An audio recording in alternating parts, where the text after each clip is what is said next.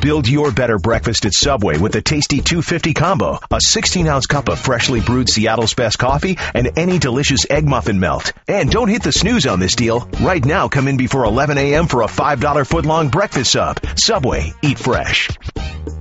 The BS Report is a free-flowing conversation that occasionally touches on mature subjects. First of all, This is the BS Report with Bill Simmons. it might be cool, I don't know. And if it's not, I don't The care. BS Report with Bill Simmons. Bill Simmons works for ESPN. He's also named the sports guy, and he writes a comical sports column. He must be a popular dude. The BS Report. It's got a real dirty sound, like a rusty steak knife cutting through a well-aged steak. Now.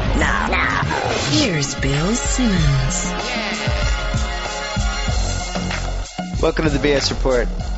Not a sunny day in Southern California, at least not yet, but it's sunny because we had the greatest gambling moment of the 2010 NFL season. And on the Subway Fresh Take Hotline, as always, Cousin Sal, what's happening? What's that? Well, it wasn't great for me. I had the Vikings. Oh, you did? Oh, no wonder you weren't responding to my excited texts. I was licking my wounds. I couldn't text with my bloody hands. Yeah. Yeah, you know what's funny? As I was watching that, well, first of all, just a classic scenario. I mean, that 22 to, what was the score when Sean Greed scored? 15-14, and it was 15-14. Yeah. So the Jets are going, and they get the touchdown to make it 22-13. That's what it was. 22-13. Yeah, that's right, because they missed the two-point conversion. It was 15-13, then 22-13. 15-13, and the Jets are driving with like 4 minutes to go, and you're thinking, all right, get one more first down, kick the field goal. They're up 5, they cover.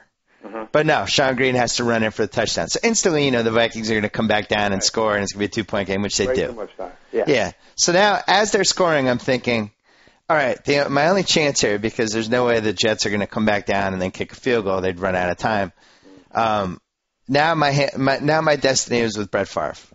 Yep. And I need him to do something that he's done many times during his career, which is to throw a terrible pick at the worst possible time and then have the Jets run that in. But I don't even want to tweet that because I don't want to jinx it. But I'm just sitting there going, just make sure Favre gets the ball again, and boom. And that's what happened. He doesn't really disappoint, right? Depending No. on how you're rooting for him. Either way, he doesn't disappoint. He was red hot, and then he just couldn't resist. He couldn't not throw that terrible pass right to the defensive back who's running full speed the other way. It was great. Yeah. I loved it. There was so many things with that game. First of all, the two-point conversion, you and I thought they should go for the two-point conversion right away, right? I mean, was it 12 minutes left in the fourth quarter? Yeah, the announcers didn't. That's a pretty. Like, oh no, they have to kick there and then go for 2 later on when you have to. It's like eventually you have to make a 2-point conversion. So I know. take it there. I mean, and you took a timeout stupidly, so you should have had a nice play there set up for it. It's a pretty coach-friendly Monday Night Football booth because Gruden's in it. Yeah. But right. if you have to call a timeout because you have no idea what to do with 12 minutes and 40 seconds left in the game, whether you should go for 2 or 1, this is such a conundrum that you need a timeout to figure this out. You should be fired. Yeah, that's bad news. It's just terrible. That Childress stuff, that is bad. I mean, but just imagine, like, the people who thought that he shouldn't go for 2 there. Imagine it's 15-13, you kick the extra point, it starts pouring rain again, and it's 15-14, and that's how it ends. I mean, he would be fired this week. In the fourth quarter, if you're down 2, you have to go for the 2-point. Absolutely. I mean, it's just cut and dry. Doesn't matter. And then Rex Ryan, pulls a Dennis Green, and it ends up working for him. But maybe it was Sanchez's fault that he didn't let the play clock go all the way down to 2:02 before he snapped it and then threw the quick out that fell incomplete. But he really gave the Vikings a second life there. Well, it's a time management apocalypse because they had the ball 2:50 left, first down. They somehow run a play that only knocks 3 seconds off the clock. So now the Vikings can call timeout at 2:47, and that means that the odds are the next play is going to start and end before the 2-minute warning. Right. Which the Jets then help themselves with by Sanchez snapping the ball 4 seconds before the end of the play clock, and then all of a sudden there's 2:02 left. Then they throw another incompletion. Right, that was a disaster. That was. I say this all the time, and it's getting tiresome, but the Madden coordinator or whatever, I really don't understand. These seem like these are smart people. you have to be a relatively smart person to coach an NFL team and to manage 53 guys and come up with game plans. Why is this the one thing that they just can't get the hang of? Yeah. It doesn't really happen in other sports. Like, how much are you screaming in basketball about clock management? Like, and you know, baseball, all right, maybe they'll put the wrong pitcher you don't like in and we'll be relieving, but it is really something else. 32 coaches and 30 of them don't know what they're doing from week to week. Well, I mean, do you think it's just there's just so much going on when you're a coach that it's just impossible to kind of remove yourself from the minutiae of the game and step back and think, oh, crap, I can't screw blank, blank, and blank up here? I mean, possibly, but that's why you have 8 coordinators, unlike every other sport. True. Where you just, you walk to the mound and maybe you send your pitching coach out and he helps you and then you don't have much to think about. But it seems like it could be done. It really does. Well, it's funny. Important things that people write about every week. So why not get it right? Yeah, and it's not like it's 2 guys. You're talking about 12 or 13 guys. Yeah. But it's funny, like in basketball, a sport that I'm convinced you could have a player coach and you'd probably be 90% fine. Yeah. You'll see teams with 7 or 8 assistants. Mm-hmm. They're sitting behind the bench. You have guys that specifically work with just the center. It's almost gratuitous, and then they have timeouts, and you got these 8 guys in a circle, and it's like, really, you need 8 assistants? Yeah. In football, it doesn't seem like they have enough. Why not have 20 assistants? Why not have a guy who you're just paying $75,000 a year to specifically be your clock management guy in the last 2 minutes? And I always had the joke it should be a 16-year-old batting kid, but realistically, it could just be a guy who's fantastic at stats who went to MIT, and all he does is stand near the coach in the second and fourth quarters just to make sure things don't get messed up. Yeah, these are dumb things to lose games on, and it wasn't lost yesterday as a result of this last night. But clock management and not knowing if you should throw a red flag, challenge flag, and you're right. It's for under $100,000. Each team could probably shore up most of these problems. It might be worth 1 or 2 wins, and for Andy Reid, possibly 3 wins a year. Oh, forget it. The other underrated thing with the 2-point that the Vikings, when they called that timeout, I think part of the problem was that Favre spent 30 seconds celebrating that play. Yeah, he ran off the field, right? He kind of ran off the field. And they're yelling at him to do the 2-point, but he's like over, doing some sort of 15-gun salute. And God forbid he toned it down under the circumstances. Yeah. Let me tell you, you get women hate him now, huh? Like, I was watching, now not only do half the football fans hate him, but, all women hate him. I talked to my wife, I don't even want to hear this. She's from Milwaukee. Yeah. If I were him, I would have overdone it with the pink. I would have worn everything pink. You would have thought the Easter Bunny was calling the plays for the Vikings last night. I just don't. The thing, and people are asking, why aren't you tweeting about this? Are you going to write about this? It's I just don't care. It's another horny athlete who got himself into trouble. It's just, this is not a newsflash that these guys are idiots. Do you think it's his penis? I don't care. I really don't. It is funny to think, though, and it's probably in 2 years, Roger Goodell is going to have the picture of every NFL player's penis on his wall to be able to compare what's going around the internet. It's funny you should mention that because that's a new Topps trading card series that's coming out. Nice. Yeah, there's going to be 300. It's special edition. Great stuff. Let's anything else? So the underdogs have just gone bonkers until that Jets game, but I think it's 47 and 29 now. And I don't remember a late afternoon block of games that killed the gamblers more than this past Sunday with San Diego, Arizona. San Diego, New Orleans, and Dallas, all 7-point favorites, all losing outright. Yeah. And you couldn't do anything. Any teaser you made lost. Any parlay, I actually thought 2 of those lines were bad lines. Too high. I just thought Dallas got a lot of respect in that game just for playing well once in 4 weeks. Mm-hmm. And then the Saints hadn't played well yet. I don't care if Max Hall is the QB or whoever. It's just they can't run the ball. They definitely don't have the same mojo they did last year. Breeze doesn't look the same. Marquise Colston, what happened to him? Yeah, he disappeared. Where's he? Right. And when the teams like Green Bay and New Orleans, we said it last week, when they can't run the ball, even though they might be good, they can't sit on leads, and it shows. And then they're in every game at the end.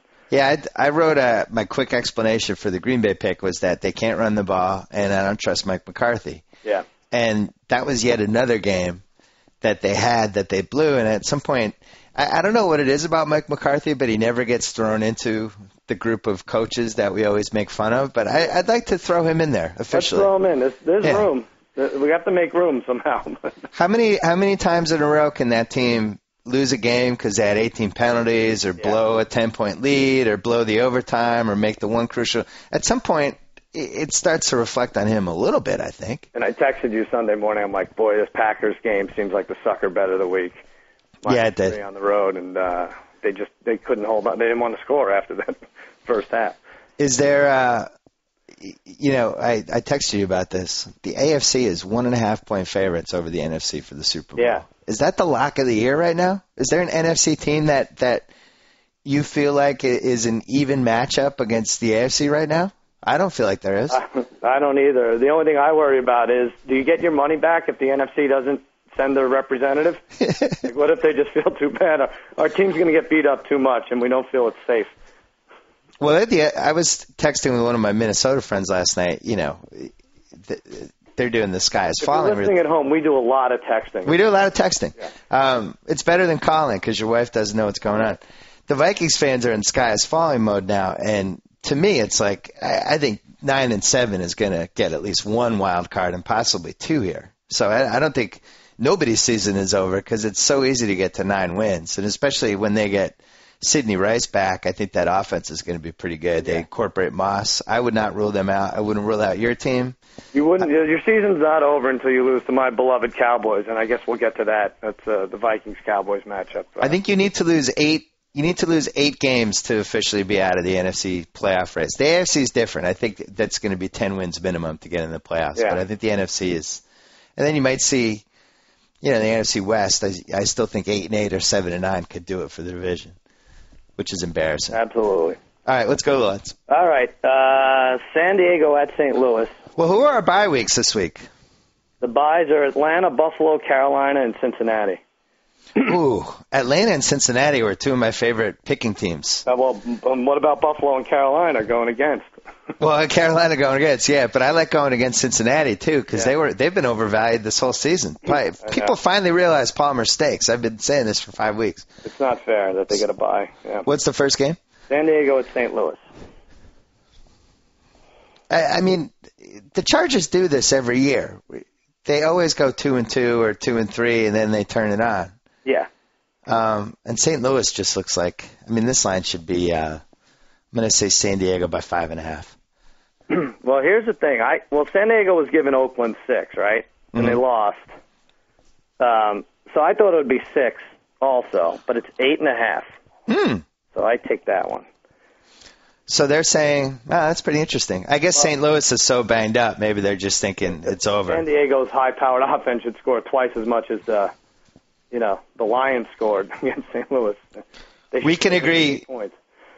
Norv's fired if they lose that game. That's it. Yeah, this is a bad one to lose. But they're a game and a half behind the Chiefs, and they're going to beat the Chiefs at home, so it'll be a half game behind.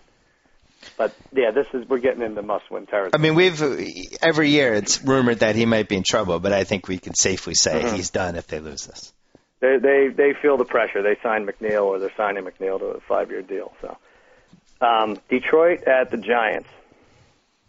How funny it changes for the Giants. Yeah, 2 weeks ago they couldn't beat Sonoma State. Now they're maybe the best team in the NFC. I was reading the Sunday New York Post that day when I went to the game, and this is it for Coughlin.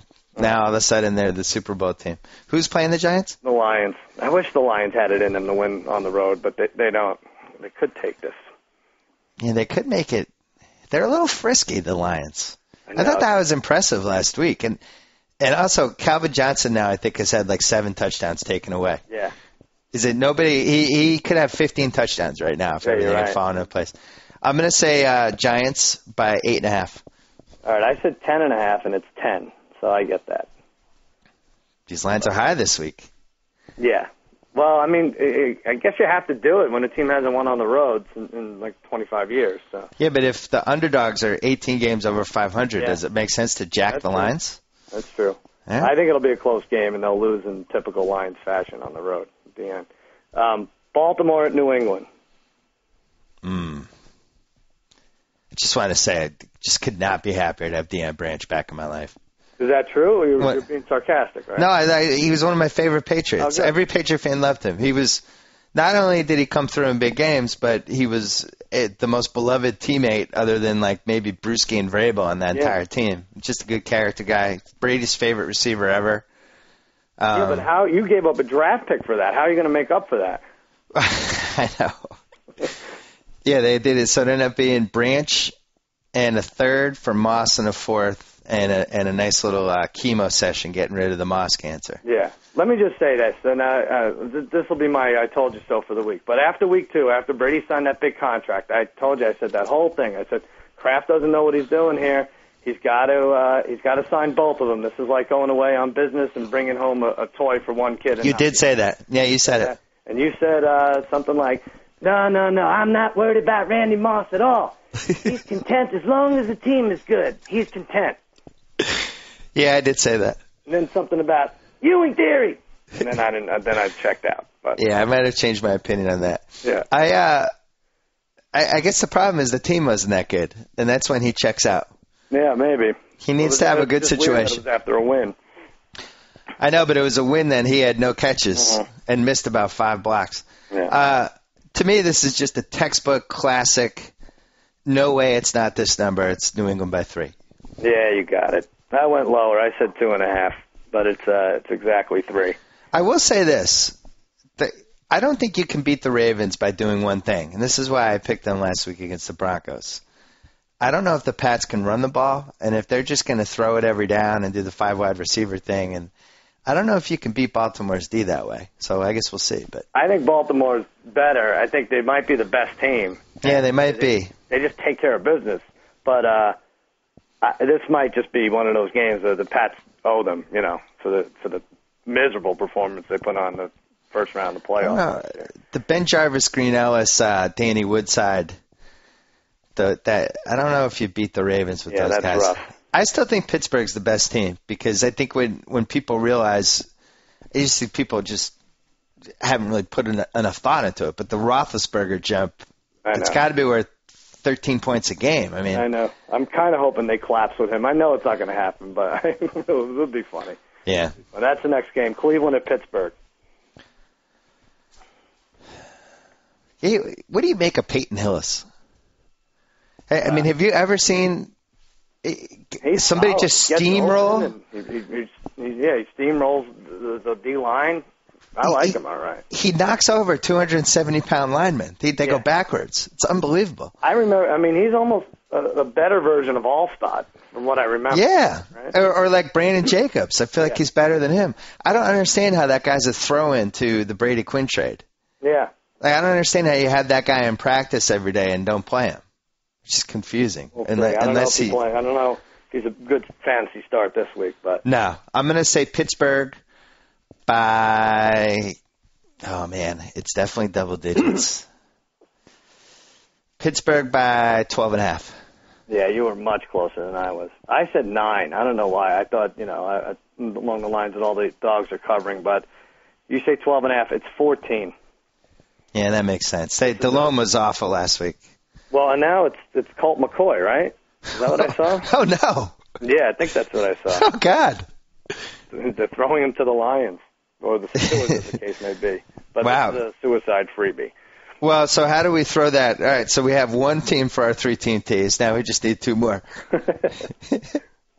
Well, Cowboys are coming up, so oh no, go against them. No, Miami at Green Bay. I don't think there's no line on it because of the concussion issue with Aaron Rodgers. Yeah. But I thought if Rodgers played, it would be about 4.5. Yeah, I actually would have said 6. Yeah. Miami just came off the back-to-backs, 2 home losses in a row to teams in their division. Yeah. This is where they surprise you on the road. Like they play close. Yeah, they might be. We both agree that the line's going to be higher if it's Rodgers versus Matt Flynn. I think we can agree on that. Okay, I'll give it. Yeah, there's 5 or 6 teams that it almost seems like that for whatever reason they're better off on the road, and maybe Miami's one of them. Yeah. Atlanta at Philly. That's a nice game. Don't know. I found the line on this, but I don't know what they're basing it on. If Vic or Cobb is quarterback, doesn't seem to matter too much. Wait, who at Philly? Atlanta. I thought Atlanta had a bye week. Oh, I'm sorry. Arizona has a bye week. Arizona, Buffalo, okay. Carolina, Cincy. Yeah. Oh, Atlanta, Philly. I like the Falcons. I've been riding them every week. Well, it's funny. They say Vic shouldn't play, but he really wants to play. He really wants in this game against his old team. Like, what he really owes them? He had to go to jail, so they let him go. Where are the hard feelings? Yeah, I thought he had worked all those issues out. I'm going to say Philly by 2.5. You get this one. I said 4, and it's only 1. Yeah, that makes sense. Again, Atlanta's good. I think Atlanta's the favorite in the NFC. I mean, there's a lot of NFC teams like this. They're solid, but Atlanta doesn't seem to, unless they're playing the Saints, doesn't seem like they can score more than 20 points, right? If you had to bet your life on one NFC team, who would you bet? Tampa Bay Buccaneers, baby. Yeah. I would bet in Atlanta right now. I think that's the safest bet. They have the most things going for them. God, I guess it is Atlanta. I'm not happy about it. I'm just saying, you're not going to pick Green Bay. You're not going to pick the Giants. You're not going to pick Dallas. You're not going to pick Minnesota. You're not going to pick the Saints. There's no running back Green Bay could grab right now, huh? Otherwise, I would take them because I think they're going to win the division and get a home game, like Atlanta will, and then they'll just be better. It's really hard for me to believe that they couldn't have trumped Marshawn Lynch for a 4th-round pick. Yeah, it's outrageous. You think the smoker Julius Jones will come in? Oh yeah. Cigarettes are cheaper in Wisconsin. Good friend of Jimmy Kimmel Live. I like Julius Jones. Yeah, throw him in there. New Orleans at Tampa Bay. I mean, this is going to be one of my super contest picks, I think. I'm in on Tampa. Really? I'm in on them. I look at them and I'm like, why can't the Cowboys play this way? Just don't make mistakes, stay in the game, make a big defensive play, and then win in the final minutes. That Freeman he'll make you run the gamut of emotions during 3 hours if you bet him, but he does make plays. Yeah. He makes that throw he made to basically set up the field goal. I thought was the best throw I saw the whole day. That was good. I know they come alive for the fourth quarter. And he'll roll out. Guys will bounce off him. I really like him. I feel bad. I ranked him 31 in my QB rankings before the year, and that was that might have been the dumbest thing I've written. No higher than 29. You made a mistake. I think that's somebody you could build your franchise around. Wow. I really think that. I think he's really good. What is he, 22? Guy does stuff. He has no receivers and no running backs. He's the worst running backs in the league. Cadillac Williams, who's got spaghetti knees. Anyway, I'm going to say New Orleans by 3, and I love Tampa. Well, I said 4, and it's 5. So you're going to love Tampa even more if you're getting 5 points. That's ridiculous. That's my upset pick. I'm riding the Bucks, baby. Wow. I'm recording this. Does someone record these? Oh, yeah, I guess they do. Josh Freeman building a franchise around. I like Josh Freeman. All right. I would take Morgan Freeman over Josh Freeman at this point. All right. Kansas City at Houston. I watched that Kansas City game pretty closely with our friend Brad.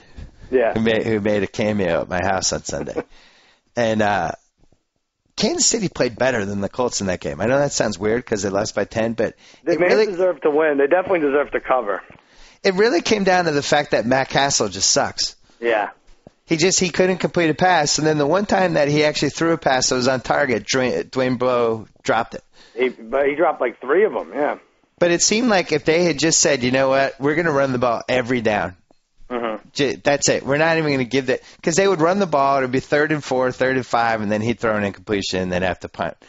But I'm going to go off on a limb here because, I don't know, it's early and all these teams suck anyway, so I might as well just say something like this. Whoever loses this game is not making the playoffs in the AFC. Kansas City at Houston. Yeah. Houston's 3-3. That division is all 3-2.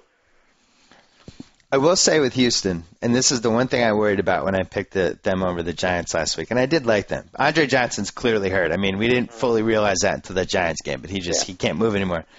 But they just, since their left tackle went out, they just have never recovered from that. They can't protect Schaub anymore. They can't run the ball. It's hard for me to believe that this left tackle, who I don't even know what his name is, and I don't think he was an all-pro team, but just not having this guy for 4 games set off this chain reaction that murdered them. Yeah. listen, the left tackle is an important position. They should make a movie on something like this. Yeah, they really should. How big it is. Well, we always say, like, left tackle and center are the two positions that when somebody gets hurt, it's no big deal. And then all of a sudden the team falls apart. And then they're like, hey, when they lost their center, but it's like we never guessed that ahead of time. And it just seems like in this case. They do miss him. I like, I'm going to say Houston by 4.5. Oh, come on. I thought I'd get that. I said 5. It is 4.5. Yeah, it seemed a little Vegas zone-y. I get so excited about this. Who cares? Who's winning right now? 4-3. You're winning. Seattle at Chicago. Do you like the Chiefs in that game? I do a little. I think Houston, I think they're going to be pretty average for the next few weeks. Well, now, and this is what happens when week one sometimes. And I think every year there's a team that has an awesome week one game. Mm-hmm. And then we just have to assess whether we get legitimately excited about them or whether it's going to turn out to be a fluke. It's a big test for KC. I mean, they played well last week. Some of these younger teams that aren't supposed to be doing well, they just fold the second big road game in a row, So if they could stay in this one, I'll believe. KC made one mistake. The 4th and 2, they should have kicked the field goal. Take the points. You're not good enough to get 2 yards in Indianapolis. Right. When your quarterback's throwing ground balls. That was the dumbest thing they did. At least they would have covered if they had done that. Yeah. What's the next one? Seattle at Chicago.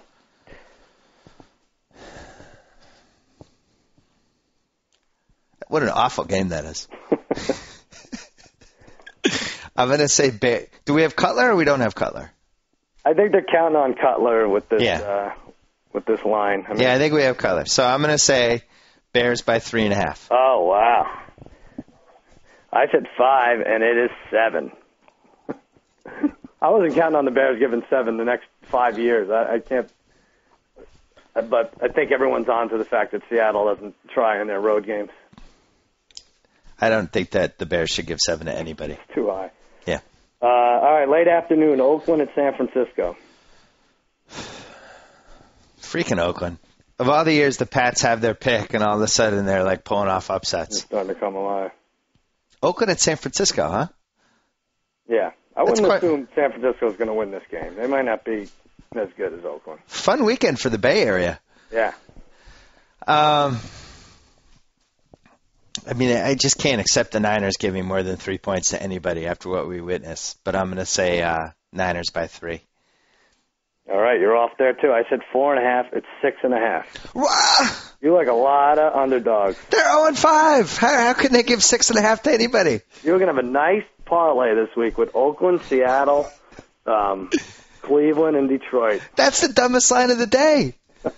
Do you agree that's ridiculous? I just said I think Oakland might be better, but they're counting on this team still thinks they can win the division. At least the president of the 49ers does. When you remember they used to put those books out that have all the spreads for the season every year? Yeah, right. And we'd look, and there'd be the team that went 12-4, or 13-2-1 against the spread, and it'd be the team you didn't really see coming. Like this year, maybe let's say the Chiefs go 13-3. It'd be the Chiefs. It'd be the Falcons, team like that. And then on the flip side, there would be a team that was like 3-13 or 4-12, and it was the team that everybody liked heading into the season that never got it going, and every week they got the benefit of the doubt, and it just never happened. It's the Niners. That's it. And it might be the Cowboys, too, I'm sorry to say. Well, yeah, between them, they're, what are they, 1-7, those teams? Those two teams? The Niners covered the Saints game, which they never should have covered because the Saints had the third and 1, and they ran the fullback dive, right? That would have covered. So they really should be 0-5. But I don't understand how anybody thinks that team is redeemable at this point.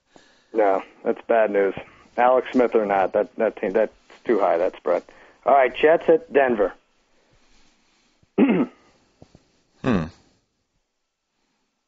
Jets by 3.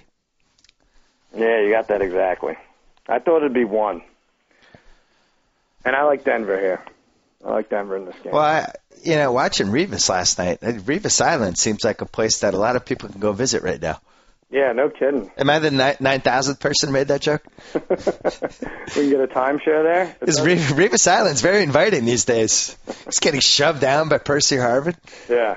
He did pick up that fumble, that inexplicable fumble where Favre just threw it in the air after he took the snap. But, yeah, I like Denver. I think this really is shaping up like another underdog week. We like too many of them. Too many bad teams, though. I mean, if this week shapes out like we think it is, the underdogs will be like 26 games over 500 after week 6. Yeah. All right, it's 5-5. Mm-hmm. Dallas at Minnesota. Oh, no. One of these teams is done, right? Oh, my God. Probably both, but definitely one. The Microscope Bowl. Is this a Sunday night or a Sunday afternoon? No, Sunday afternoon.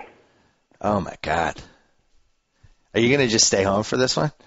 I hate it. I just hate watching them. It's so miserable. It's like, I don't know if I said this last week, but is it possible they quit on the coach, but they're so good, talent-wise, that they're involved in every game at the end? Like, they quit on the coach. If you have 100 yards of penalties every game, you're acting out against your father, right? That's taking the car out at 3 in the morning when you've been told not to. You're getting in trouble on purpose. You got to get rid of this guy. Get rid of your father. Well, we see this. You know, this is when the atrophy happens, like year 4. I always thought it was year 3, but maybe we need an extra year for Norvin Wade. But it's when the sloppy stuff starts happening. If the guy isn't a great coach, your special team starts to slip. You start having more turnovers. You have dumb penalties. You're always 100 yards in penalties. I mean, all this stuff seems like it's related. Yeah, dumb penalties. You read like that after they scored and they got the taunting penalty. Why it was taunting with Colombo chest bump Witten. Did you read about that? No, that was a taunting. He spikes the ball, chest bumps Witten, and falls. He loses his balance and falls to the ground. And that him falling to the ground is why they penalize him, because you can't celebrate on the ground with someone else. That's when they threw the flag. When he fell to the ground because this fat idiot lost his balance. Like they're conducting a field sobriety test during touchdown celebration. If you fall, you get penalized. I mean, this is only the Cowboys this happens to. Dallas at Minnesota is either 3 or 3.5, and I'm going to say Minnesota by 3.5. I'm glad you said 3.5, because I said 3.5, and it's 2. Whoa! Wow. Let me tell you. Do you think that's? I forgot to factor in the team playing after a Monday night. That always seems they shave off a point when that happens. I know, but let me tell you, when the Jets, this is another Rex Ryan killer, even though they didn't lose the game, blitzing on was it 3rd and 17 when he threw the pass to Moss, the touchdown pass? Right. Like, there was no safety help, nothing. That revitalized their season, at least for a week. I mean, the Vikings were out of it if they go out on downs there. And Cowboys had trouble with Tennessee's receivers, or maybe the worst receivers in the league. Yeah. Look out. It's going to be a lot of trouble this week. Well, the part I didn't understand about that 3rd and 17 is Moss had been on the team for 4 days, and everybody was like, look, he can only run one route. He can run straight down the sideline. Yeah. So it's 3rd and 17. It's pretty obvious what the play's going to be. Right. You know, at least have the second guy come over. It's weird. I thought that was so obvious that, like, I was sick all week hearing the guy who doesn't really watch football saying, well, now Favre could just throw it up in the air to Moss like 10 times a game. Like, shut up. You don't know what you're talking about. And sure enough, that's kind of what happened. Well, and their biggest issue, and you saw it yesterday, they don't have a third down back, and other than Schenko, they don't have anybody across the middle. Right. And it seems like all their stuff, and then finally they had Harvin going across the middle in the second half. It was pretty effective. But he looked alive. I felt bad for Toby Gerhardt as the third down back. Seemed a little miscast. Yeah, he was getting a lot of crap for dropping balls and everything, and didn't cut him any slack. All right, Sunday night. So we're tied going into Sunday night. Indy at Washington. Ooh, my Washington sleeper pick might be alive. Right? I know. I had him 10-6. Hey. I feel like I don't know, Mike. No, you're right, dog. 3-2. They're on the way to 10-6. They play tough ball at home, but I think they've worked their Sunday night magic against the Cowboys. And Manning, what's his night record? Yeah, I'll tell you one thing. I won't be taking Washington in this game because I learned the hard way with Manning on Sunday night the last time. I'm going to say the only problem is this really might be the year that Indianapolis just could not cover all the little tiny holes all over their body. You know what I'm saying? Just leaks springing everywhere. They might just I think they might have too many. I mean, every year we look for reasons to count them out, but I'm going to say he's doing his best to keep them alive. I'm going to say that just because of the night game bump, Indianapolis by 3. Oh man, you got it. You got it exactly. I said 3.5. Oh. Now they should win at the Colts. So is this Green Bay at Washington all over again, where everyone jumps on the favorite on the road? I'm not sure they're receivers. These guys, the receivers are questionable every week, and it really does seem like when you watch them play, that they don't look right. And maybe they needed another week to kind of get back to where they were. Hart might be their running back. Maybe this is a stay away. I think it's a stay away. And Monday night, Tennessee at Jacksonville. All right, so you have the lead by 1 here. Oh. And I think Jacksonville might be the most confusing team in the league. They play 2 of the single worst games of the year, and then they'll go and they'll have 36 points. I just assumed they were still in last place in that division. Then I see everyone's 3-2 when I looked up. Yeah. Doesn't make a lot of sense. And then Tennessee, who knows what to make of them. I'm going to say, this is a tough one. I'm going to say Tennessee by 2. You got it. I said a pick 'em because I was completely lost, and it's Tennessee by 3. No, I was going to say that. You win again, Bill Simmons. 4-1-1 after 6 weeks. Thank God you didn't bet on anything. Well, you're going to have to wear the WNBA jersey all year next year. I think that's going to be the bet. I'll have to wear it at my house while I do the podcast. I'll do that. No, on Sundays wherever we end up watching games, you have to wear the WNBA, and it'll be fun. We'll have the readers pick what jersey it's going to be. Oh, I see. All right. That'll be fun too. Brought up a good point. Like no one's going to recognize it, so it won't be as it's embarrassing. Oh, that gets a Hey, quickly, baseball lines. I didn't see. Let me see. Let me see if they have it up yet. Because we had the Giants. That's a great game 1. Halliday Lincecum. They have to at least have that one. Can I say something? Obviously, I can. It's my podcast. Right. Why wouldn't a Phillies-Yankees parlay just? Why isn't that the lock of the century? Who's going to mess that one up between the Giants and whoever wins this Rays-Rangers game? Yeah. Wow. Well, the Phillies. What do you think that line is for the series? It's got to be at least minus 260. I'm going to say minus 280. It was 260. I wouldn't think it was that high. The Giants They could lose game 1 at home. They could lose to Lincecum. And then what would it be? You look at the advanced metrics on the Giants team, defensively, it's not good. It's good. I know you did a whole thing. I enjoyed the podcast yesterday with Buster, but I can't watch these games. Are you really able to watch top of the third, bottom of the third? Nah. What comes after bottom of the top of the fourth? It's nice to check in, but my God. And then the one team I want to see lose is the Yankees, and they're always winning. It's a sport that seems to get slower each year.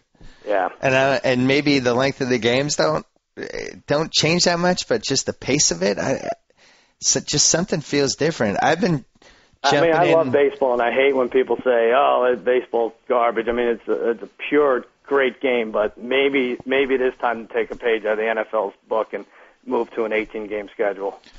That would be interesting.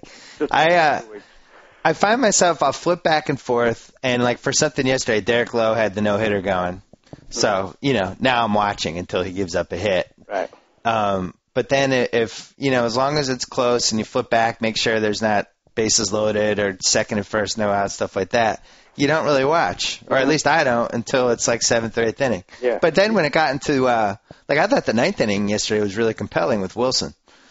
That was good. Didn't have control, and it really looked like. And then you think you factor in the history of the Giants fans, and it just seemed like it was going to be a meltdown, and then somehow they got out of it. Yeah. But I love when people.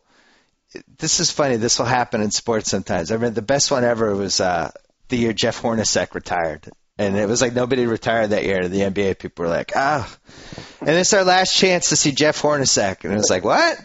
And it's kind of feel the same way about Bobby Cox. It's such a big deal that it's his last time we'll ever see Bobby Cox. Like, what? So I don't get to see him pick his nose anymore? Yeah. But I mean, seriously, Has there been a less compelling manager than Bobby Cox other than when he gets thrown out? If he would have gotten thrown out in the ninth inning for whatever reason, I would have liked him. But, no, that didn't happen. I don't think any manager is compelling. Anytime they do it's like going to be our last year with so-and-so. It's like, who cares? They just sit in the dugout staring vacantly into the field most of the time. You know what I like is when they try to make it like they're interviewing the manager live.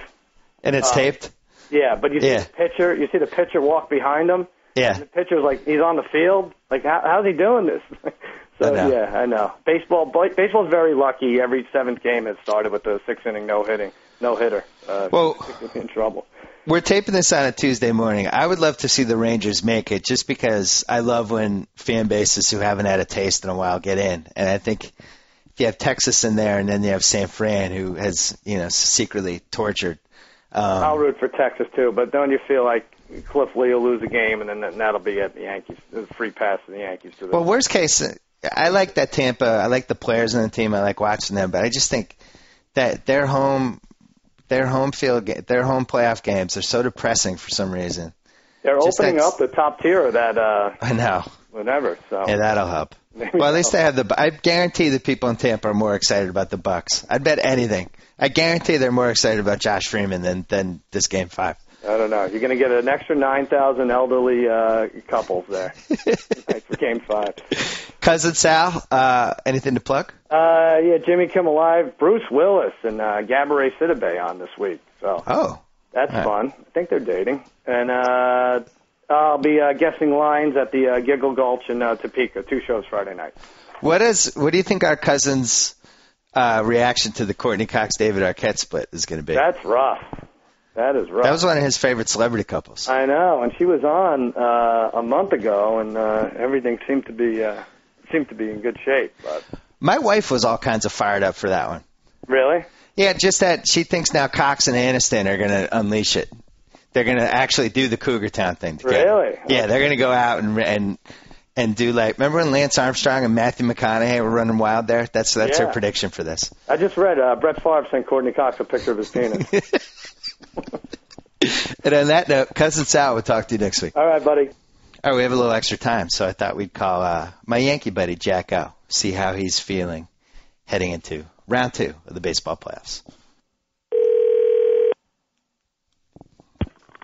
Complex Litigation, this is John. Oh, Johnny. Hey, what's up, buddy? How you doing, buddy? Good, thanks. You?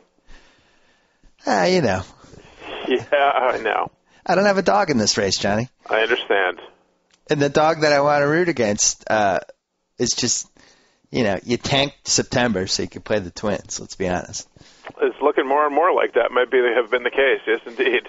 You get the fall out of the sky, Texas collapse. Yeah. So that now Cliff Lee and David Price have to pitch today. Exactly. That was a win. And now, it's going to be Phillies Yanks.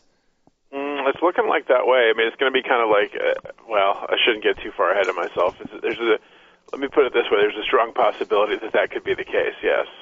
I think America kind of wants that, too, don't you think? Like Ali Frazier, the Thriller in Manila, or whatever, or the Rumble in the Jungle, whichever was their next fight, I would argue, I personally would rather see Yankees-Giants. I would like that, too, for the old-time history and, Great stadiums. You can, the clips of Willie and Mickey, and you throw in the Giants, their history, and right. I just think that would be the ideal scenario. I love watching those Pac Bell nighttime playoff games. It's the number one destination for me for television night games. That is probably the best baseball stadium I've ever been in is Pac Bell. It's so good. The Ankiel homer was so great going into the water. I mean, it was just that was my favorite moment other than the Halladay no-hitter. But I don't know. That would be cool. I would be all in on that. Texas San Fran would be cool from a it's almost like gotta win this thing. Yeah, like shaking up a snow globe and just staring at it. What's going on? So somebody has to win the title. All right. Yeah, exactly. But I think the Cliff Lee thing killed them. The fact that they didn't take care of business in 3 or 4. Yeah, when you win 2 games in the other guy's building, I mean, you gotta wrap it up at home, given 2 chances, and especially when they had a lead in Game 3, right? They had a lead late in the game, I think. Yeah. It fell apart. We're taping this on a Tuesday. Who would you rather see? I'd rather play Texas. Any reason? Well, Tampa is in the AL East. They've played the Yankees a million times, so there's no mystique or anything to playing the Yankees, and they've seen Rivera a little too much, kind of like the Red Sox are good against Mo. Plus Crawford and Upton's speed makes me nervous against Posada, who gave up like 17 steals in the final weekend against the Red Sox. So that would make me a little nervous. And Texas has never been there before, so I think they'd be a little giddy, just happy to be there. As they've proven, they don't have the killer instinct, so I think they'd be a little more easily nerve-wracked against the Yankees and the history and everything else. So, well, let's go. Let's do the who scares you scorecard. Yes. Texas, Hamilton scares you. Yeah. Kinsler? A little scrappy, but a little nervous, but scared is too strong a word. Nelson Cruz? Nothing, no. Really? That doesn't scare you? No. How about Vlad Guerrero? Yeah, and a little bit. Yeah, he would still scare me a little bit, Vlad. He got a little life back this year. He didn't really scare me for the Angels last year, but yeah, I'd be a little scared of Vlad. Yankees have had some success against him. Yeah, I think they know how to handle him, but he'd make me a little nervous. Nobody else in that offense scares you? No. Then Cliff Lee scares you? Yes. Any other starter scare you? No. No, I thought that C.J. Wilson had pitched well against them, and maybe he did late in the year, but then I saw in the newspaper today his career record against the Yankees, and it was dreadful with a high ERA. So that made me happy. Neftali Feliz scare you at all? No. Really? Doesn't scare you? Throwing high 90s? Nothing? No, not really, no. No reliever scares. So you got 5 guys in the Rangers that scare you. Tampa, Crawford scares you. Yes. Longoria scares you? Yeah, he's red hot now. B.J. Upton? Just get on the base pass a little bit makes me a little nervous. All right, so we'll give him a half point. Carlos Pena scares the hell out of me. and his own fans. Yes. He owns the Yankees, yeah. Carlos Pena scares the hell out of me. Wow, so we're up to 3.5. Anybody else? How about John Jaso? No fear. I thought he was scary when the Red Sox would play him. There's something about him. It seems like he could have a playoff moment or two in him. So nobody else, and then pitching, obviously David Price scares you. He's scary. Anybody and the else? Yankees own Garza. And big game James Shields doesn't really put the fear of God into me either. He might be big game AAA Shields. Yeah, pretty much. Yeah. I think actually he should have to relinquish big game James Shields the same way that people have to give back the Heisman. Yes. There should be some sort of a press conference where he gives it up. He gives back the big games. If you have a 5.40 ERA and you have to be removed from a playoff game in the 5th inning with a down 2 runs, you're probably not big game anymore. Yeah, I agree. How about Soriano? The closer? Yeah. No, not really. Down 3-2 in the 9th, you feel like you got to scrap a run from him? You know what? I didn't like it when he saved the game against the Yankees a while ago in Tampa. It was towards the end of the season, and he pulled the jersey out. Oh. Kind of overreacted a little bit with the celebration. I didn't in front of 50,000 bandwagon fans who couldn't name 3 players. Yeah. I didn't care for that performance. So it sounds like you have a little more bad blood against Tampa. Yeah, more fun to go through them. For no real reason, I guess. But yeah, just AL East rival, I suppose, and the fact they didn't have any fans 5 years ago, and they still really don't. They had to give away tickets at the end of the season to get a sellout. You know what your bitterness? You know what your bitterness is like toward the Rays? What? It's like one of those 80s movies where you're James Spader. You're the rich kid, the BMOC. It's true. And then you have the girlfriend that you're mean to all the time, and then she likes some poor schlub. That's right. The Rays are the poor schlub. That's true. And you're like, who is that guy? Beat him up. That's right. And your 3 henchmen go and kick him around a little. The Rays are Andrew McCarthy in this scenario. Yeah, the Rays are Andrew McCarthy.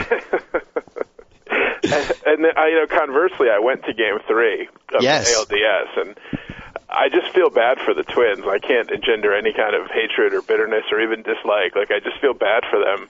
It's like kicking a wounded puppy at this point. I mean, I'm happy the Yankees won. Obviously, I was rooting for the Yankees, but I just couldn't gin up any bad blood. I enjoyed booing Carl Pavano during the introductions and Javier Vasquez. I enjoyed that. That was my favorite part of Game 3.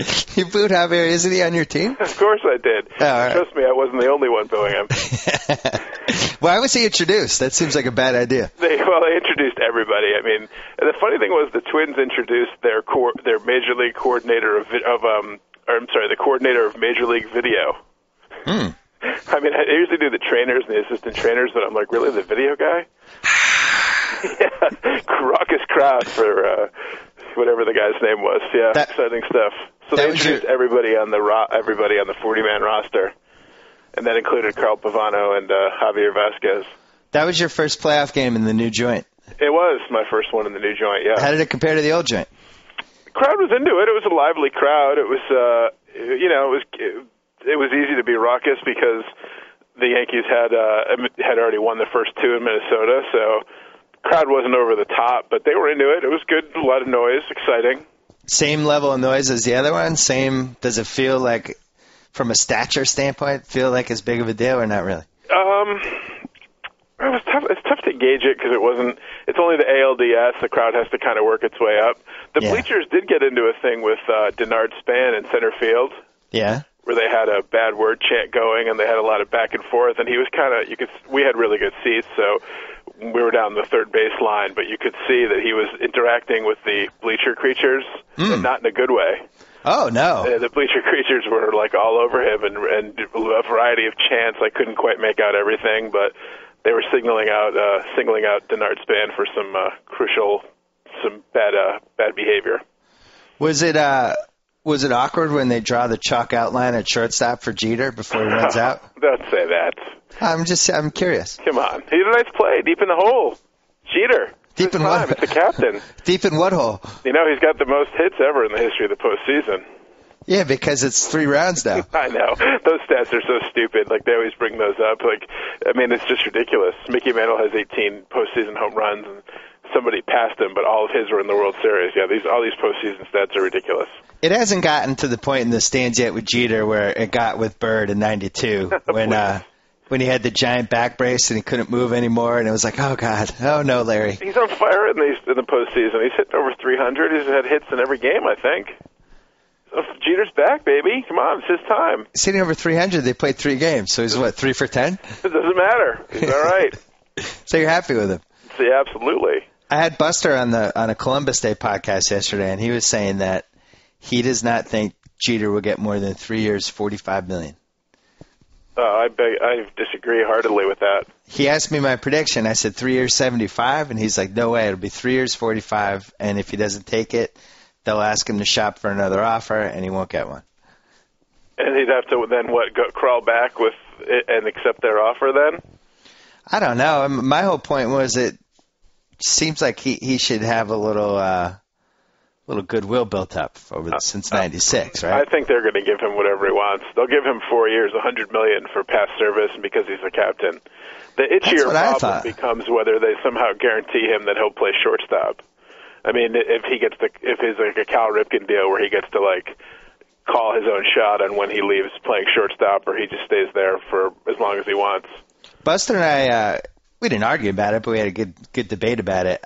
I feel like if I'm the Mets, it's a no-brainer. Yeah. Bring him in, so shot across the bow at the Yankees, and you bring in the veteran leader. He stays in New York. You've now taken a big chess piece from your rival. You can't really – there's not a lot you can do to get Mets fans to even have any faith in you whatsoever. Right. Or to make headlines in a good way. And now you're like, you do the whole thing of, listen, we're rebuilding our clubhouse. This guy's one of the great leaders in sports. With him and Johan, we're starting from the bottom up. We're going character. No more K-Rod situations. Now we have the captain. I mean, at least they could jack up. If I'm the Mets, I'm at least jacking up the price just to be spiteful jerks. Yeah, well, the Mets don't have any kind of brains to be that Machiavellian. Well, they don't have a GM now. What if they have the right GM? GM, that's true. Yeah. I'm thinking they're the old Mets. And the problem for that would be that Mets fans wouldn't be excited about it because they'd be like, he's over the hill, 1. And 2, it would be like a Favre to Minnesota deal where you've spent 15 years rooting against the guy. And good point. And now he's in your jersey. I think that would be a tough transition for Mets fans. Yeah, I'd have to ask my Met fans friends if they'd be outraged by that or if they'd love sticking it to the Yanks. Because actually it would probably be the best thing that happened to the Yanks not to have to pay him $25 million a year. It's just money to the Yankees, though. It's not a salary. It's not like it's another sport where he's tying up salary cap money. Well, if I'm Derek Jeter, I'd have a hard time accepting less money than what A.J. Burnett makes. Oh, absolutely. For me, that'd be the base fit. I'd be like, listen, I'm telling you, I need a bigger offer than A.J. Burnett. He's going to get 4 years, $100 million. There's not a question in my mind if that's what he wants. Wow. They're going to give him whatever they want. A couple of years ago, they gave, when Rivera was starting to look a little shaky, they gave him a 4-year contract at big money when he was 38 years old or 36 years old. Before Pettit came back and gave him the HGH? Exactly, yeah. Before God renewed his license for more winning. And they gave Posada a big contract. Trust me, they're going to reward any of the big four, and Jeter's the biggest of the big four. That's what they should do. Core four. To me, at 3 years, 75 is very fair. That's a nice compromise. Yeah. Because he probably wants 4 or 100, but they'd probably settle at 3 for 75 with an option. Buster scoffed at that. He said 3 years, 45, and he doesn't see a dime more. But that was interesting. I beg to differ with Buster on that one. I mean, he's got more inside sources than I do, since I don't have any. But, since I'm your inside source? Yeah, since you're my inside source. Joey Yanks and J420 had some reports. They told me that I think he's going to get 4 and 100. I said to Buster that I think that he's going to have a big year next year. I really do. I think that he had a great year last year, and now he's getting a little older, and it was a little wake-up call for him. I'm not ready to write him off yet. I bet he does. I bet he throws himself into a whole training thing and changes the way he does things. Yeah, hopefully. He's getting married in November. He's getting married in a couple of weeks, so you hope that doesn't, he has other priorities in his life. Let's put it that way. Hold on a second. I was originally going to say suck the life out of him, but that would be pejorative about marriage. So let's say, how about I'll say the better answer of he'll focus on other priorities. Let's hope that doesn't happen. He's marrying Minka Kelly? He is, yeah, November. Wow, I didn't know that. Yes. Your invitation must be in the mail somewhere. I'm going to wait for that one. That's going to be quite a wedding. I would think so, yes. Star-studded. Indeed. It'd be funny if A-Rod wasn't on the initial invite list, if he was on the backup list after some people RSVP know. Hey, A-Rod, I know it's 2 weeks before the wedding, but I want to see what are you doing on November 15th? I just got Marcus Tim's card back, and he's going to be in the Caribbean on a cruise with his wife. So good news. You've moved up to the A-list. A-Rod, listen, I'd love to have your wedding, but I can't invite you with a guest. We're at capacity. They said 220 people, and I can't. So Cameron Diaz can't come. That'll be a 500-person affair. Yeah, I would think. That'll be a social event of the season, I would think. Yeah, that's a big deal, sure. He might keep it quiet, though. He's not really the ostentatious type, I don't think. So. I wonder if Clemens gets the invite to that. I'm going to think probably not, no. Think Clemens is an usher? I do not, no. No, I think Clemens will be at a University of Texas football game that day. The ushers, you'll have to have at least like 2 Yankees. Well, he was Posada's best man. Yeah. So I don't know how that works if Posada, if he reciprocates for Posada or if he has somebody else. You'll be happy about this after the Yankees won on Thursday night, and my wife and I were going to the game on Saturday with another couple, and so I said to her, I was all excited, and I said, "Oh, this is cool. I've never been to a Yankees potentially clinching playoff game." And then she's like, "Oh, that's cool, clinching a playoff, that'll be neat." And then I went to bed and I thought about it, and I have been at a clinching baseball game at Yankee Stadium before, but that was Game 7 in 2004. Yeah! I continue to pretend that never ever happened. I forgot you went to that one. We didn't talk for a while after that whole thing. Yeah, so actually, unfortunately, I've been at a clinching series before, but this one was a much happier clinching event. Yeah, and I'm sure your grandkids will love hearing the time 50 years from now. In the 2010 the time you locked up the ALDS. Absolutely. I'll be bouncing on my knee telling them that story. Do you think at Jeter's wedding there's going to be moments like Tim Riggins talking to Joe Torre? Tim Riggins from Friday Night Lights? That guy? I don't know. Some Friday Night Light guy. There'll be some Friday Night Lights people at that. You would think that there'd be some invites from her coworkers. Why not? Sure. I hope A-Rod's single. Torrey will definitely be there. There's no question about it. Torrey might actually give him away. He's going to give Jeter away, walk Jeter down the aisle. Do you know that Francesa spent a half hour of his show yesterday talking about if Girardi leaves after the season, making Jeter player manager? I did, because I had yesterday off for Columbus Day, and I actually caught a few minutes of that. Now, I think it's not the greatest idea ever, but it's in like the top 8. What an awesome idea. And then they could pay him more and they could justify it. Like, why couldn't he be the player manager? Yeah, Pete Rose was. Look how well that worked out. Yeah, that was great. Yeah, they could be. I mean, there's a lot of different scenarios where there was these rumors about Girardi going to the Cardinals. Yeah. And, a lot of rumors about him going back home to the Cubs. I think that's what happens. Francisco's kind of had all these crazy ideas about the Yankee managerial job. Like, because after Torrey came back for the unveiling of Steinbrenner's massive plaque, he said, well, how about this scenario where Girardi goes to Chicago and then the Yankees bring Torrey back? Oh, God. So I was just like, he's just reaching into a hat and trying to pull stuff out to get phone calls, I think. Is Torrey starting to maybe approach Tiki Barber status with the Yankee fans? I think a little bit, yeah. He got a nice reception when he came back for really? Thing, but yeah, I mean, everybody just forgets that he wrote a book that completely trashed their best player. Right. He giving fodder to their opposing fans to chant single white female at him. Yeah, he wrote a tell-all book. I thought I was very surprised how he handled that thing last month at the press conference when he pined for the Mets job and then he had to apologize the next day. Yeah.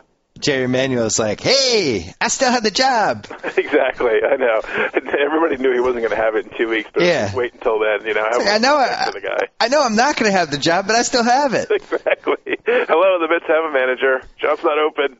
Plus, Jerry Manuel looks so much like David Patterson that when you make fun of him, it's almost like you're picking on the blind. Kicking a blind. And he often manages like he is blind. So, poor Jerry Manuel. Seemed like a nice guy. I don't think he'll be back. No, you don't think Jerry's getting another job somewhere? I don't think so. I don't think he gets another whirl. No, huh? But Torrey, I think I just think he has a much bigger ego than people realize, and I think he will somehow interject himself into something. My prediction is I think he goes Cardinals. Well, that would be fitting. I mean, he played there, and to go back there, that would be fitting. Bookend thing. He could sell it as I started my career here. I'm going to end it here. These are the best fans. Yeah, blah blah blah. Yeah, that would totally make sense. Now, La Russa to the Mets would be, and that's obviously been rumored, but that would be really interesting because the Mets fans hate him. Yes, and that'd be, and there's been history of that. Like Leo DeRocher switched sides way back when. We've seen managers switch sides. We've seen players switch sides, but that would be pretty good because they've hated him for decades. The DeRocher thing, if that could happen, because I mean that's like Yankees, Red Sox, Dodgers, Giants, and fans hated Leo DeRocher, despised him. So for him to switch sides, that was a big deal. La Russa and the Mets fan at this point, the team's been so pathetic that they could probably talk themselves into anything. So our best case scenario is La Russa to the Mets, Torrey to the Cardinals, Girardi to the Cubs, and Derek Jeter becomes the player manager of the Yankees. And his bench coach, who would be the bench coach that would get you most excited?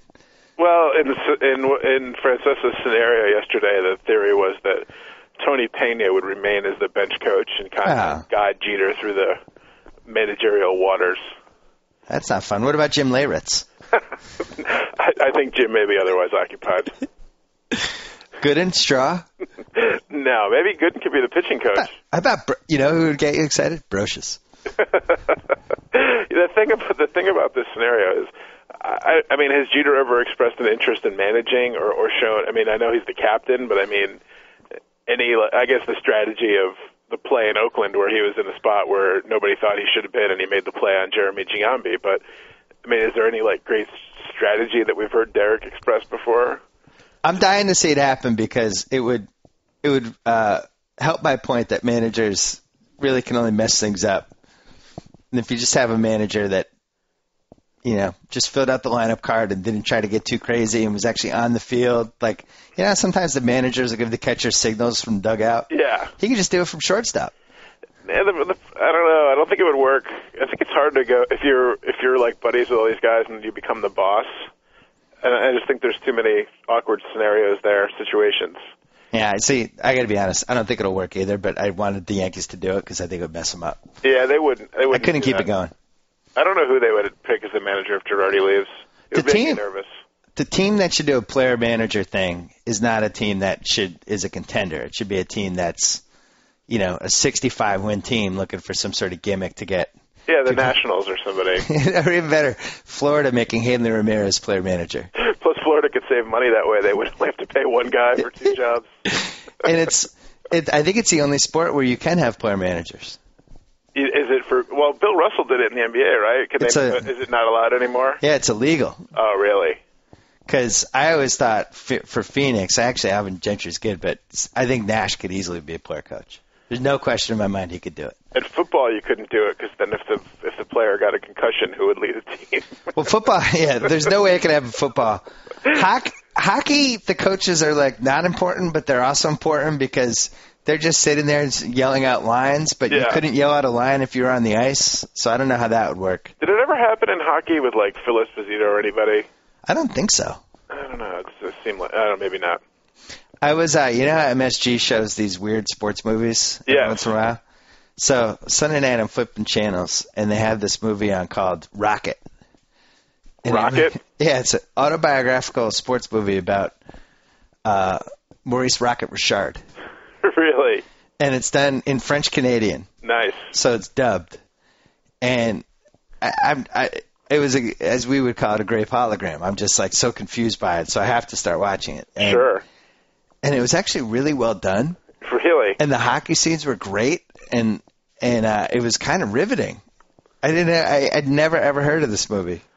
So now I only caught the last hour of it, so I TiVoed it because I want to watch the whole thing. But during the course of this, they had these hockey scenes, and they did it really well. Like they made, instead of doing it where it's in 2010, you're filming hockey scenes, like it's 2010, but this was 1950. They filmed it in a way that it seemed like 1950. The guys are going slower, but the goalies didn't have the masks on, which renewed my belief that is still the single weirdest thing that ever has happened in sports history. It's insanity. They had no masks. At your face. So they would have scenes with the goalie, and he'd have like 2 black eyes and a broken nose, just like casual dialogue scenes with him, and it was just crazy.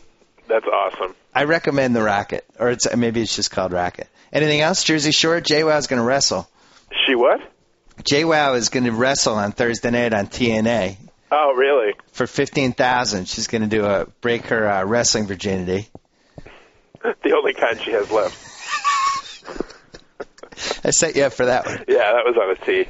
But it was. I think this is good. I think this is where her career ends up.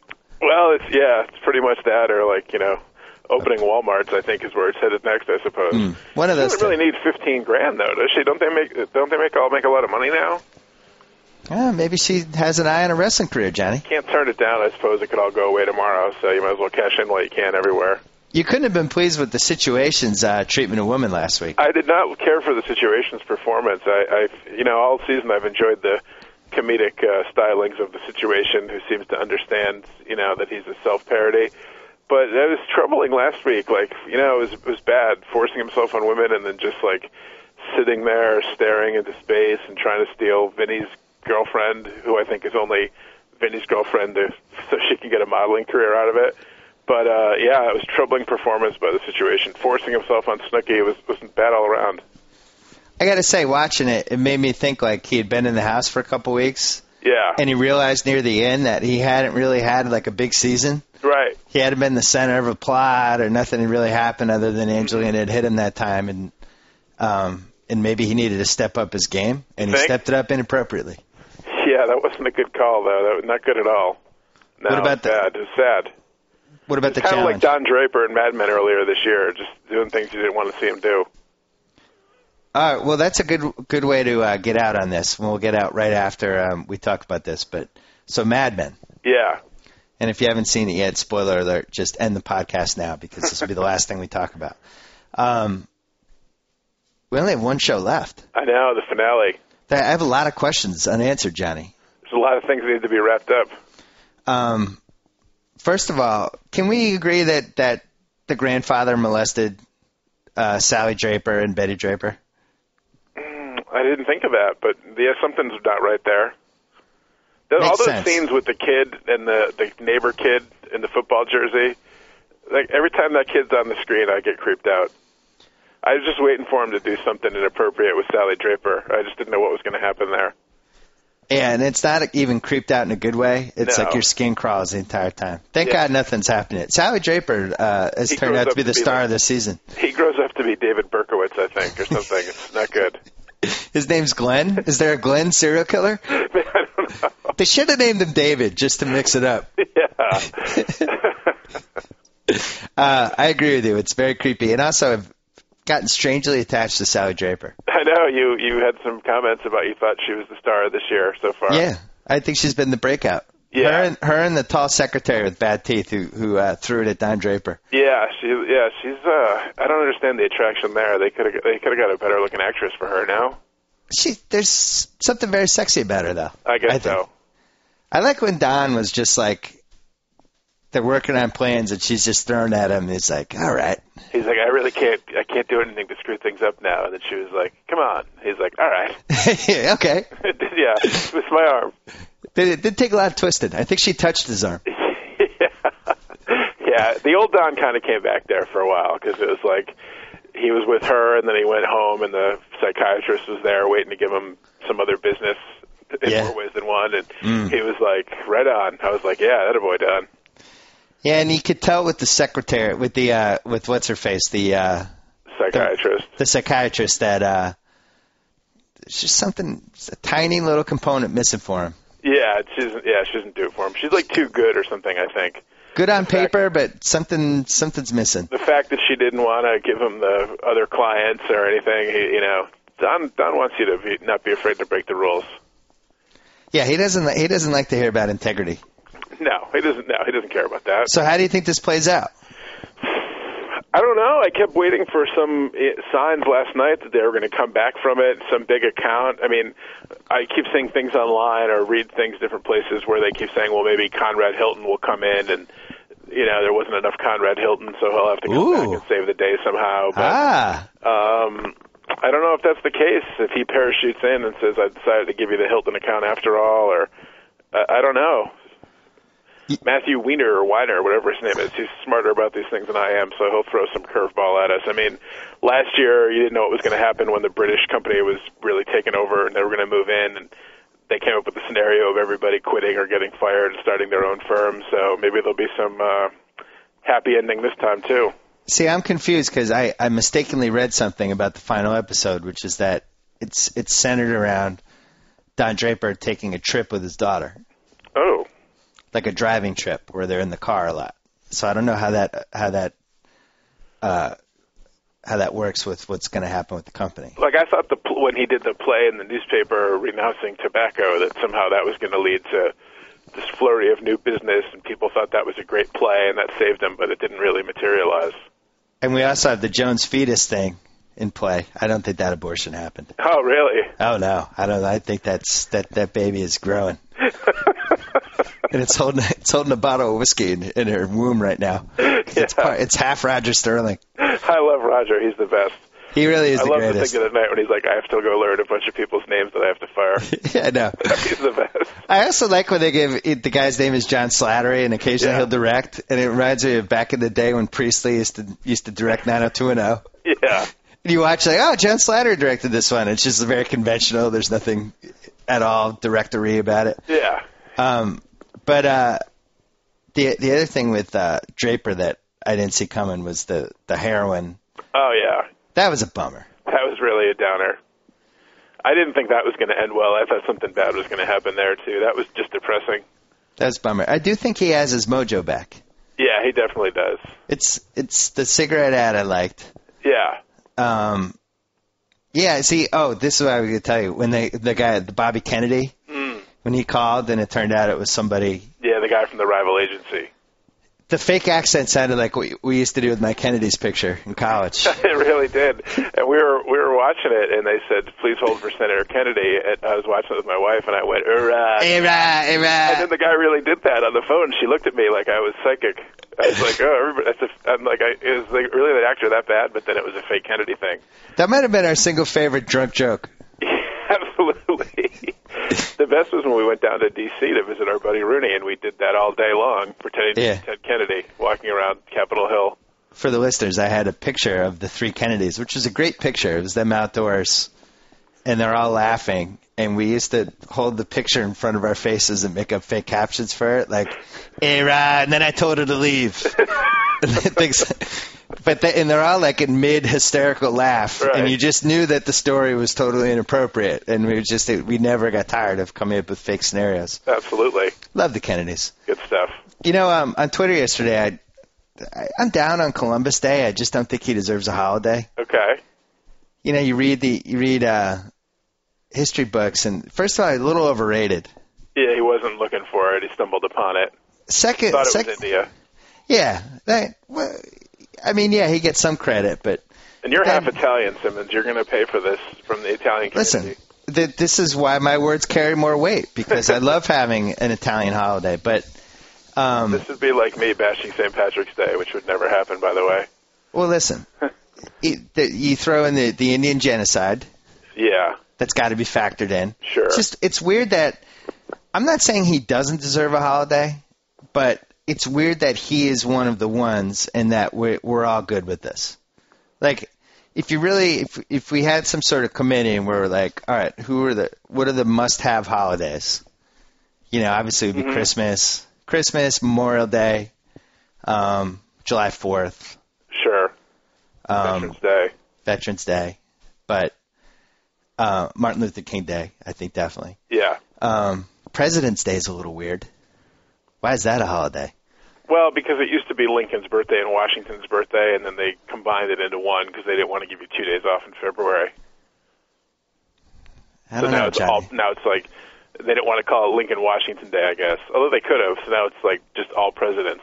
Yeah, it's kind of ridiculous when you think about it because it's like Kim Jong-il Day in North Korea, like you're just celebrating the leader.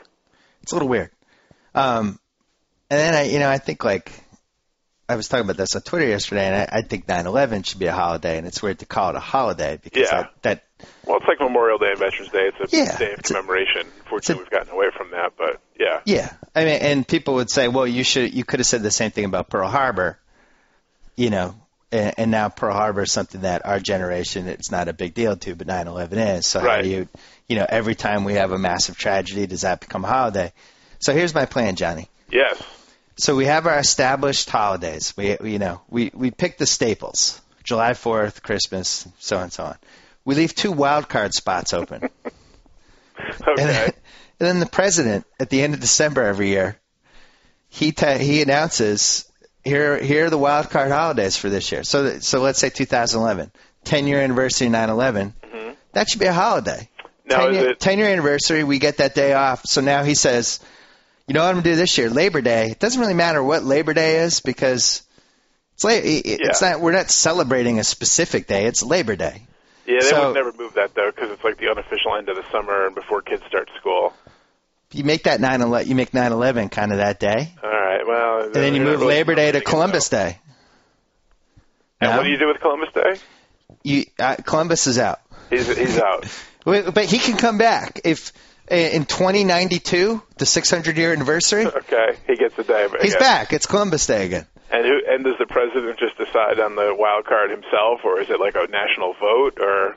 No, he decides. It's like how he gets to pick the Supreme Court. Okay. But there's no sort of, he doesn't have to go through a whole bureaucracy type thing to get his pick across. He just says, hey, these are my 2 holiday picks this year. That's problematic, though, if the president gets to do that. That's one more controversy. Good. I like controversy. Like if Obama picks Lenin's birthday or something, that's going to be just more controversy for him. Lenin's birthday? I can't believe you said that, Johnny. I'm crestfallen. You must have been John Lennon's birthday. I did. John Lennon, right, not Vladimir Lenin. Right, the other one, John Lennon. You get December off. Or I guess his birthday was actually the other day. I don't know. I'm all for anything that leads to conjecture and people arguing about what should be what. Same thing with the Hall of Fame. I don't think our Hall of Fames are fun enough. I don't think the Oscars are fun enough because we don't get to see who voted for what, so on and so on. It would be fun to argue about what the 2 holidays should be each year. People would get entire shows out of this. Yeah. The 2 wild card holidays. Yeah, it would be worthy of discussion, I guess, but it's not. I don't think it's going to happen. What if Obama said 2011, 9/11, Yeah. holiday, and then, you know what? Cinco de Mayo. So we all have it off this year, May 5th. Nobody has to work on Cinco de Mayo. Or what if somebody said Obama's a big sports fan in 2012? He's trying to get his sports fan votes. He does the, hey, Monday after Super Bowl? Yeah, I would vote for him just for that. It's on me. Nobody has to work. Let's all have a big party on Sunday, watch Super Bowl, and it's off. Yeah, they should definitely do that. That's a good idea. So I'd maybe vote for that for my wild card. You would? Yeah. You like that one? Day after the Super Bowl, I'm down with that. Clinton, back 12 years ago, trying to ingratiate himself back with the female voters. Yeah. Valentine's Day becomes a holiday. Females love Valentine's. That would be huge. That would have been big for him. He gets it back and makes it clear. Impeachment right to the back pages. If he'd done that. So maybe we keep all the holidays we have, but the president gets one wild card holiday each year, and he can pick whatever it is. Yeah, I think because you don't want to anger, you don't want to anger the Italian American community by getting rid of Columbus Day. Well, I'd be angering myself because I'm half Italian. No. I'm just saying, if you're the president, though, that's a key voting block that you don't necessarily anger by getting rid of it. You're right. If you add holidays, people are always happy to have another day off from work or another excuse to drink and have a barbecue or whatever. It's a good way to ingratiate yourself to the American public. Absolutely. So, all right. Totally. So we thank you for helping me think this through. So the president gets one wild card holiday. Joe Meade. Yes. Joe Meade? Yes. You like this idea? Well, we both worked on Columbus Day, so it wasn't even a holiday for us this year. Schools get it off, though. Yeah. Yeah. I like it. It's not going to gain any traction. But I look forward to the anti-Bill Simmons emails from the Italian community. I'm Italian! I know. John Gotti Jr., I think he's going to lead the charge here. Let's hope it's just through email. I can make my own meatballs. I can make my own meat sauce. I've made you meat sauce. You have, yes. Although back in the day, we couldn't really afford all the real ingredients, so we had to use ragu. Yeah. Exactly. And I think I just fried some meat. But now I'm really good at it, though. Now you can start from scratch. Johnny, I wish you worst of luck with the Yankees, and I hope you lose. Thanks, buddy. Talk to you soon. Good luck to the Red Sox in their next game. Thank you. That's very nice of you to say. All right. Talk to you soon. See ya. So I get the sign off. Whoa! Thank you for downloading the BS Report with Bill Simmons. Too much fun. Check out more podcasts at the iTunes Music Store or at PodCenter at ESPNRadio.com. Peace out. That concludes another episode of the BS Report, and we leave you with this final thought. Subway Restaurants is cheering on Jared. As if losing almost 250 pounds wasn't enough, Jared has run 552 miles training for the 2010 ING New York City Marathon. He fuels his training with the low-fat Subway Club.